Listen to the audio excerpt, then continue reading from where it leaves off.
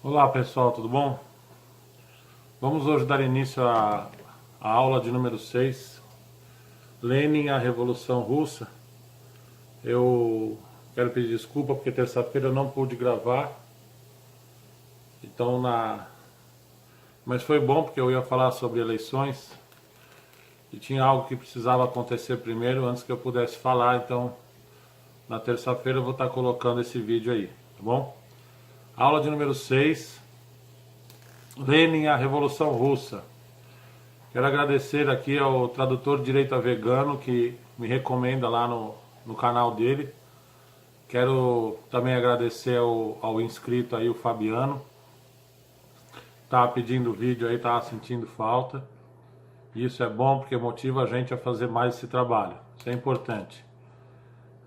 Nós queremos atingir essa meta aí de conscientizar as pessoas sobre essas coisas que são importantes para que ela aprenda mais sobre tudo que envolve as nossas vidas, né? Não é só uma questão de comunismo, socialismo, mas nós vamos falar sobre outros assuntos depois, terminar dessas aulas, e você vai ver como tudo está conectado.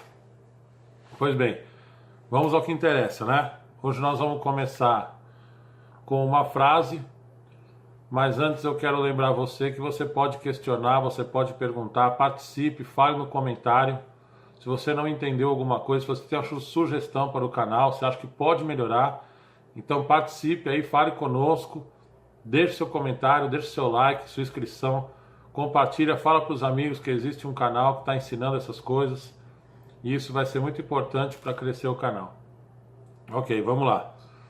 A frase de hoje fica por conta da historiadora e filósofa alemã, o nome dela é Hannah Arendt. E ela disse o seguinte sobre isso, sobre essa questão de revolução, né?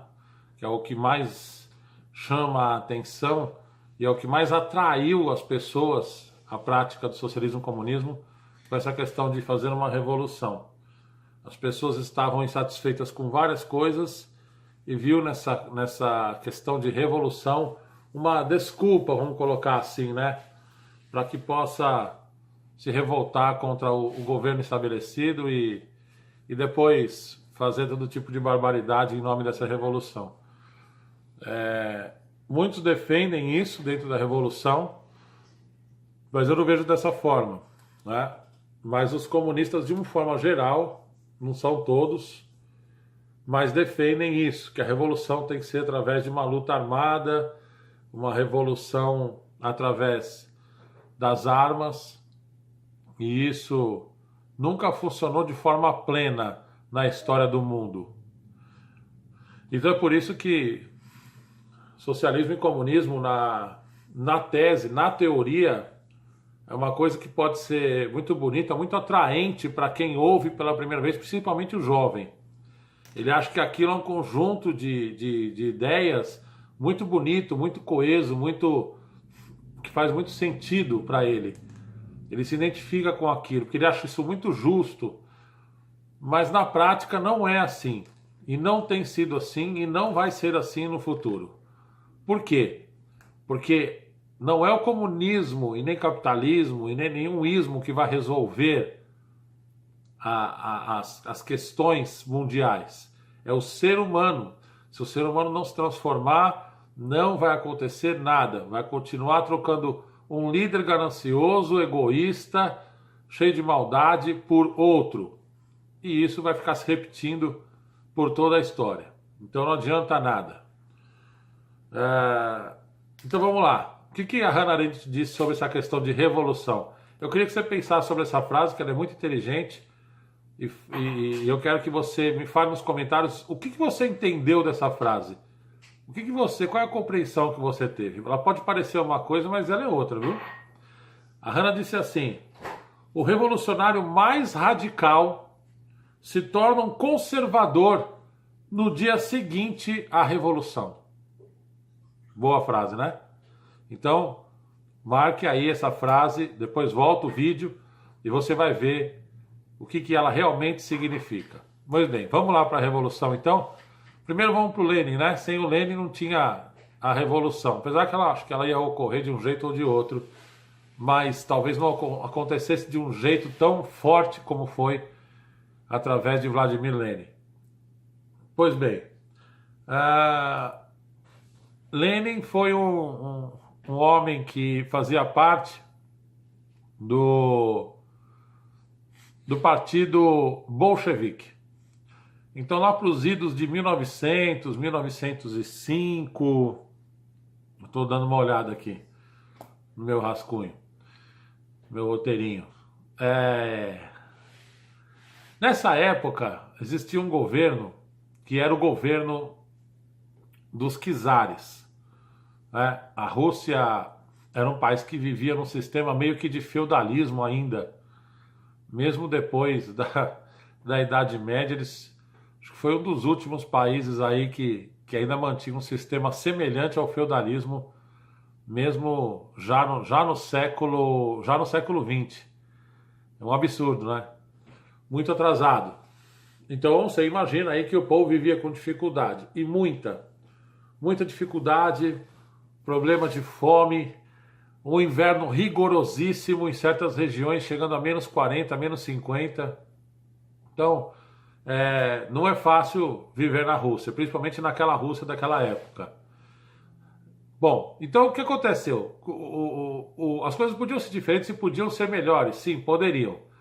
Porém, o governo absolutista do czar russo, que czar é uma coisa que rei, viu, pessoal?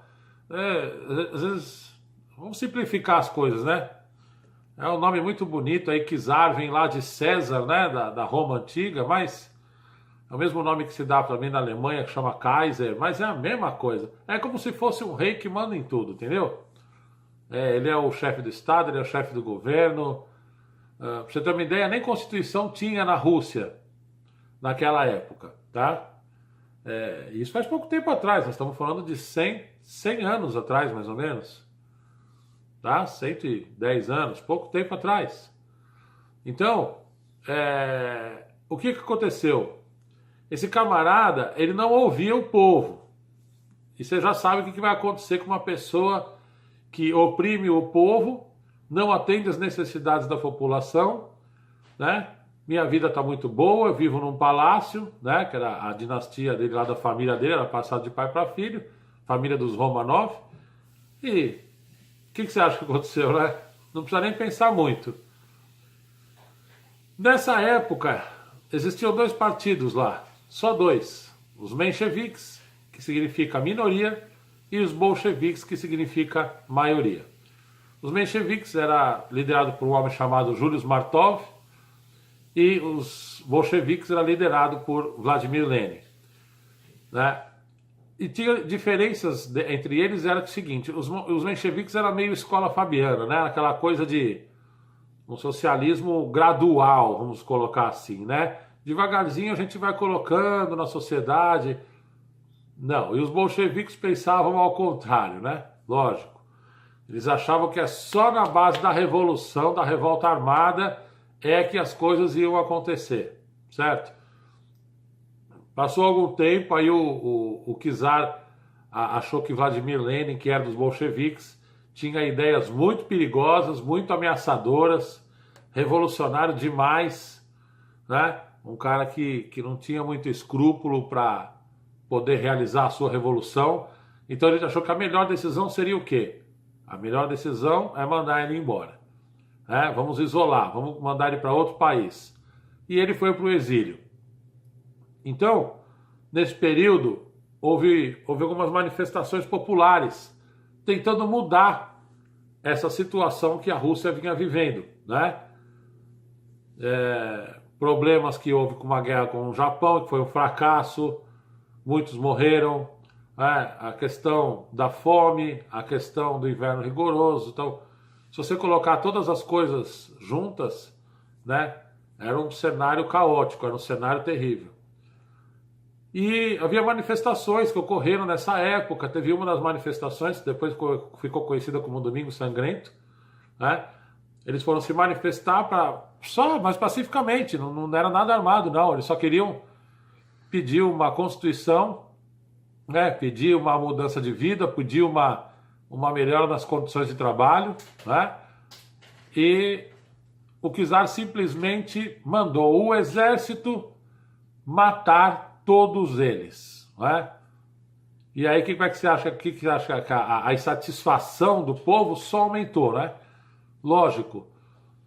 Então, veja bem, essa Revolução Russa, ela teve um cenário que foi sendo montado.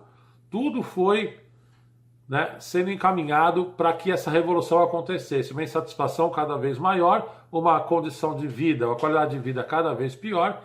E aí, para piorar mais ainda, né, aquilo que está ruim pode ficar pior. 1914 começa a Primeira Guerra Mundial.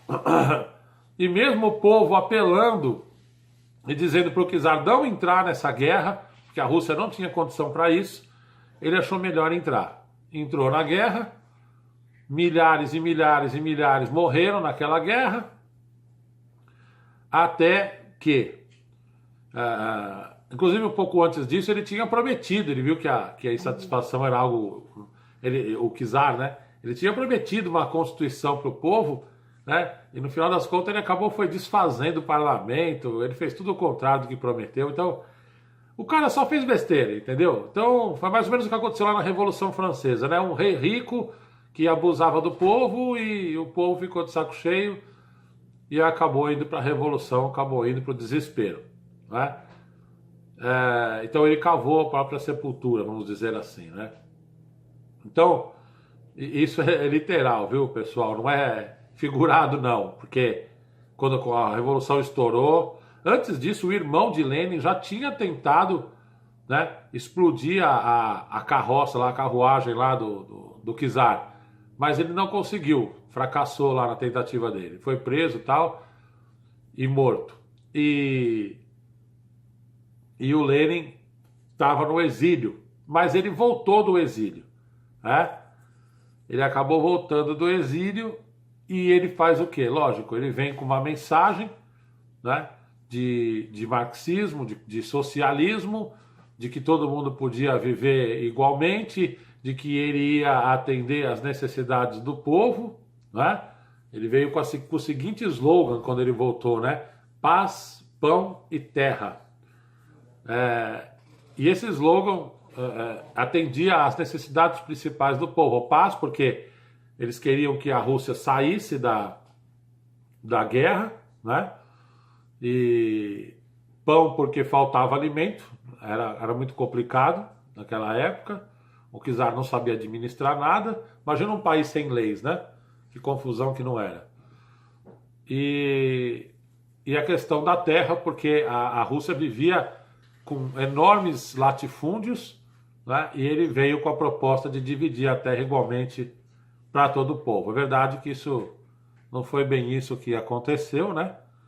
Aconteceu de forma parcial essa promessa aí.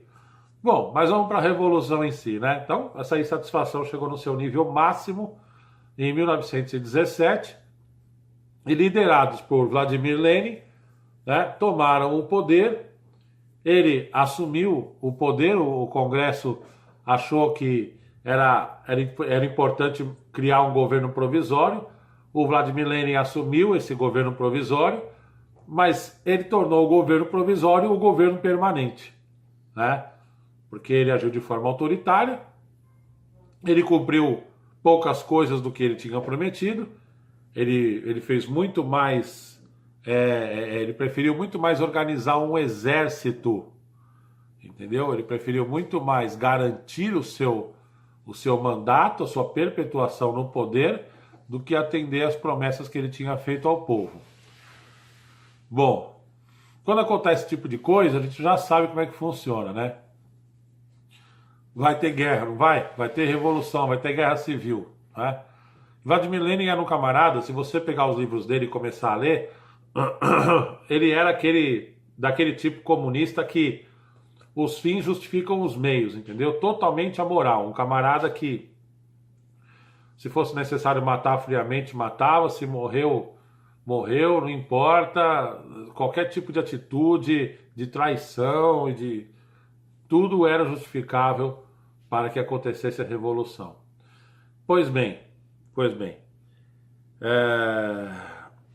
Lenin foi autor de... Porque você entenda um pouco, antes de eu continuar um pouco com essa história aí, né?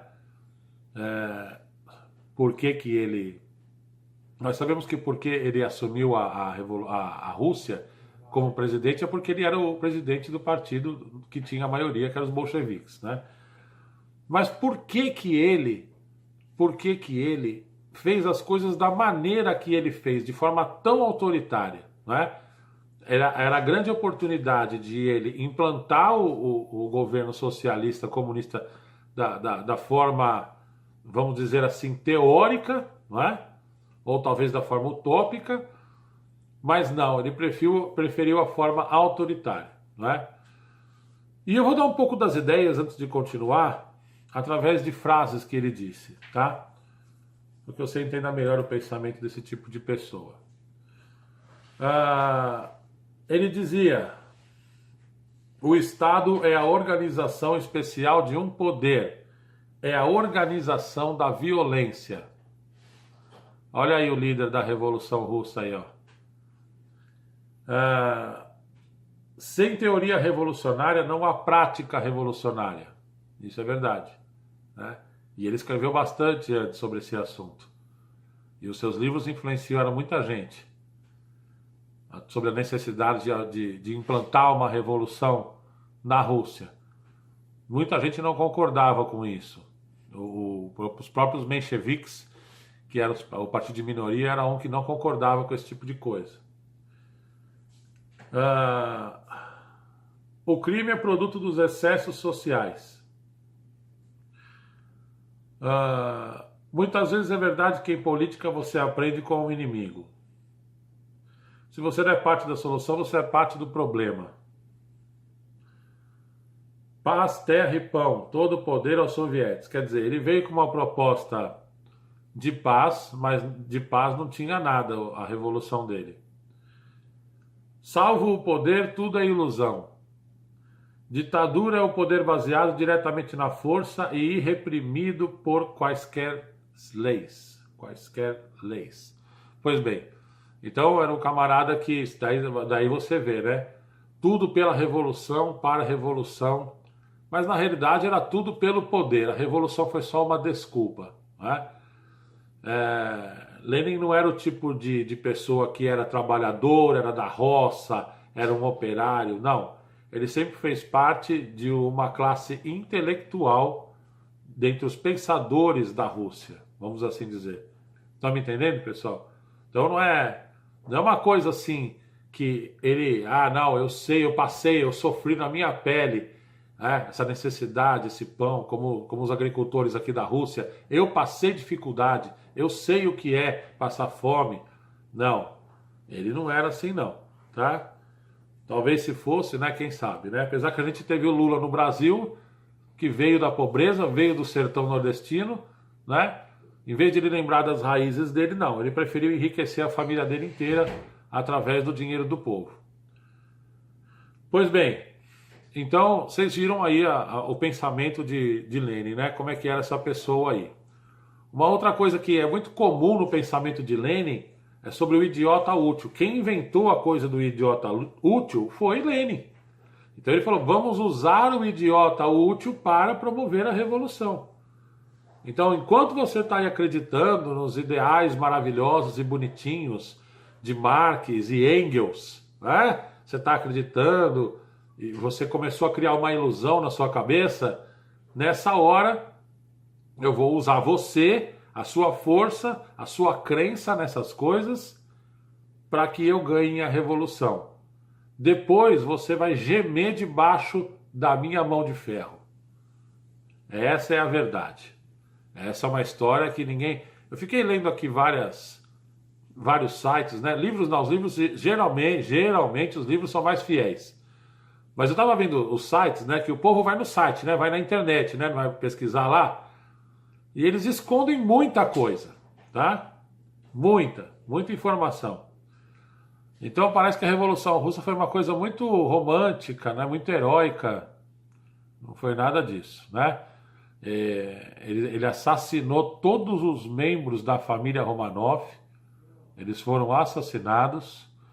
e até crianças. Então, não vejo necessidade de fazer. Para que fazer isso, não é verdade?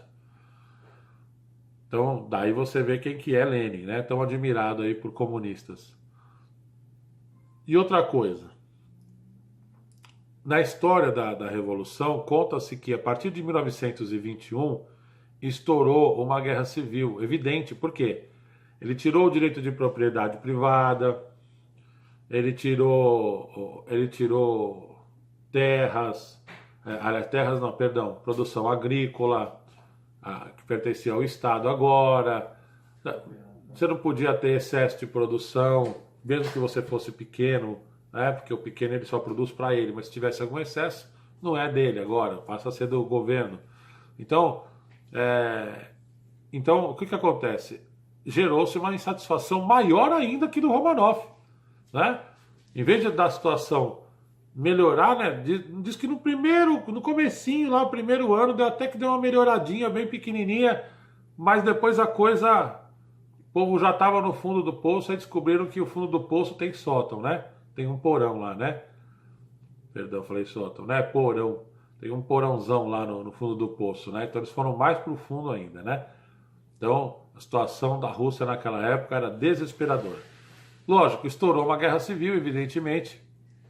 A partir de 1921, ele já estava prestes a morrer, porque ele morreria em 24, Lenin.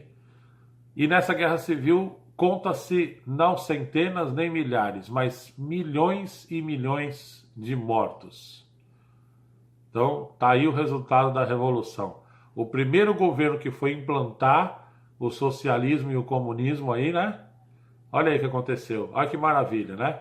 Olha como é que se coloca um governo comunista no poder, né? É dessa forma aí? Será? Como é que os teóricos pensam a respeito disso?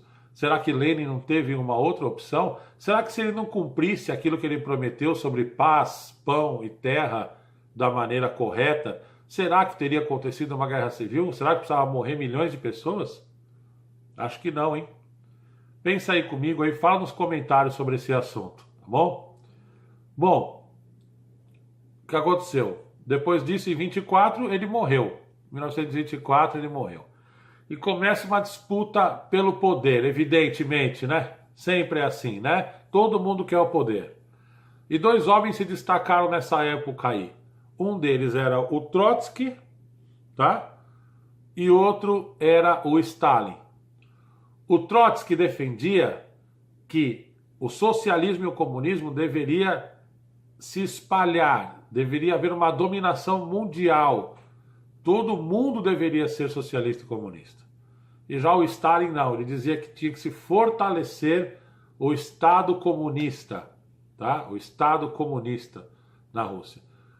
Só um parêntese aí, nessa história aí, que eu esqueci de falar. Nessa época aí criou-se a União das Repúblicas Socialistas Soviéticas, né? Esse nome aí, soviético, era como se fosse um sindicato. Grupos organizados de trabalhadores, entendeu? E esses grupos de trabalhadores organizados eram chamados de sovietes, tá? Então um dos lemas de Lenin naquela época era tudo aos sovietes. Então era uma espécie de representante dos trabalhadores, principalmente junto ao governo, tá? Então eles se organizavam, se informavam e estabeleciam suas metas, seus objetivos e levavam isso ao governo. Só para esclarecer o que significam as palavras, porque muita gente pode pensar que é uma outra coisa, mas não é nada mais do que isso aí, tá bom? Então vamos lá, voltando à história. Então Trotsky de um lado, querendo a expansão comunista mundial, e Stalin querendo o fortalecimento do comunismo na Rússia, por enquanto, né? Na Rússia. Pois bem, eu estou falando de Rússia porque teve todo um processo aí de terras, né? Muita gente fala que a União Soviética era Ucrânia, era Bielorrússia e Estônia, Letônia, tinha várias nações, né? Que compunham, né? Mas para que a Rússia saísse da Primeira Guerra Mundial, em 1917, ela teve que assinar um tratado em que concedia esses países para a Alemanha. Entendeu? Então foi um tratado muito ruim. Tá vendo aí como é que é complicado? Isso só vai deixando o povo mais frustrado, né? Quer dizer, tudo bem, saiu da guerra que eu queria sair da guerra, mas perdemos muito em poder, em capacidade de produção agrícola, né? Já não tem tantas terras assim produtivas lá, né? Por conta da geografia daquela nação, e ainda por cima perdemos terras aí. Pois é. Então, Trotsky e Lenin, Trotsky e Stalin, os dois disputando esse poder. O parlamento decidiu apoiar o Stalin, entendia que o comunismo tinha que se fortalecer na Rússia, primeiro e antes de tudo. E Trotsky, que era o seu inimigo político, né? Ele foi exilado. E a partir de 1927 começa o governo de Stalin. Trotsky não ficou esquecido. O Stalin mandou lá no México um agente matar a Trotsky. Por quê? Porque Trotsky ainda tinha voz, né, e poderia organizar alguma coisa para tentar, no futuro, tomar esse poder de Stalin. Então o que ele mandou? Ele mandou um agente até o México que matou Trotsky a golpes de picareta na cabeça, né? Olha aí, que coisa bonita que é o comunismo, né? Que você admira tanto aí. Eu não estou falando do comunismo teoria. Eu estou falando daqueles que o aplicam. Veja bem, o problema é, como eu sempre digo, é o homem, é o ser humano. Enquanto o ser humano não se transformar, não haverá mudança nenhuma, nenhuma. Entendeu? Então, não adianta eu criar um sistema e falar de revolução só para alimentar paixões, ódios, ressentimentos, para eu poder extravasar isso em nome de uma revolução. Isso não é transformação. Isso não é transformação. Sabe o que é transformação? É você pensar no próximo e dar ao próximo sem esperar receber nada em troca. Isso é revolução. Uma revolução do bem. Uma boa revolução. Isso sim. Só que isso daí é algo tão impossível na cabeça de uma pessoa cheia de maldade que parece uma loucura. Ele vai chamar você de louco se você propor uma coisa dessa. O cristianismo propõe isso daí. E eu creio que ele tem resposta para muita coisa. É uma pena que o cristianismo também, tirando o primeiro século da história cristã, né, ele nunca foi plenamente praticado pelos homens, né? Muitos tentaram, houve casos isolados onde funcionou, comunidades também que funcionaram muito bem, né? Mas quando começa a tomar uma proporção nível nação, nível país, as coisas se complicam. Por causa que o homem não consegue se unir, não consegue manter uma unidade. Aí vocês viram aí, ó, disputa de poder na Rússia, o outro acabou assassinado, então é sempre assim. Bom, então vocês viram aí o que foi a Revolução Russa, eu dei um breve resumo, uma ideia de que você entenda como tudo começou, né? Como começou essa primeira nação aí com o sistema socialista comunista, tá bom? Eu vou deixar na descrição o livro, tá bom? E vou deixar 3 livros para que você aprenda mais sobre esse assunto. Talvez eu deixe um outro vídeo de outro canal. Eu vou pedir para você que você participe nos comentários, fale sobre o assunto, vamos discutir, vamos debater, de forma saudável, evidentemente. Eu me disponho a responder aquilo que você não compreendeu dessa aula, eu só procurei dar um resumo, uma exposição breve, tá bom? Muito bem, tem um link aí também, eu vou colocar Facebook, apoia-se, e você vai poder colaborar. Se você puder colaborar, colabore, porque com a colaboração de vocês, né, compartilhamento, like, inscrição, né, clica lá no sininho da notificação, Isso tudo vai fazer com que o canal cresça. Crescendo, mais pessoas participam, eu posso investir em material, posso investir em outras coisas, posso dar uma aula melhor para você, com uma didática melhor, para que em tudo a educação seja de excelência, tá bom? Então é isso. Eu vou ficando por aqui. Terça-feira tem vídeo. Eu espero você lá. Um abraço, fique com Deus. Tchau, tchau.